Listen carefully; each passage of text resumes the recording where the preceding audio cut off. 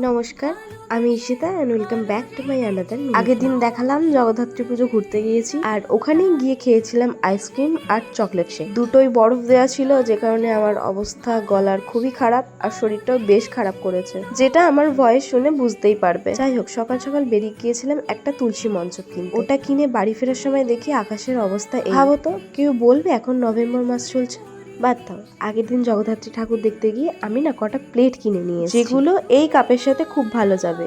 আর জানো তো, এটা আমি সেই দুর্গাপুজোর সময় কিনেছিলাম একটা মেলা। তখনই মনটা খুঁতখুত করছিল যে কাপ কিনলাম, তবে প্লেট কেনা হলো না, আর সেই স্বাদটাও আমার মিটে গেল। যাই হোক, আগের দিন আরো একটা পার্সেল এসেছিল মিশো থেকে, যেখানে খুবই কম দামে আমি একটা হাতা আর দুটো খুন্তি পেয়েছিলাম, তো আমি কিনে নিয়েছি। আমার জানো তো এই টুকটাক সাংসারিক জিনিসগুলো কিনতে খুব ভালো লাগে। ছোট থেকে মাকে দেখে এসেছি এগুলো কিনতে, আর যেহেতু মায়ের সাথে সবসময় থাকতাম, তো এখনো থাকি, যে কারণে আমার এগুলোর প্রতি ভীষণ নেশা।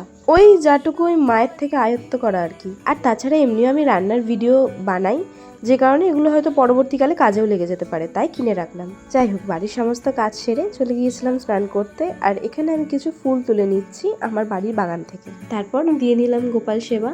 আর এই জিনিসটা আমি রোজ করি। আর এই যে ছোট্ট মন্দিরটা, এটা আমার ঘরেতে, আমার একটা ছোট্ট জগৎ এই ঘরের ভেতর আর কি। যাই হোক, আজকের ব্লগটা আমি এখানে শেষ করছি। দেখা হবে তোমাদের সাথে নেক্সট কোনো ভিডিওতে।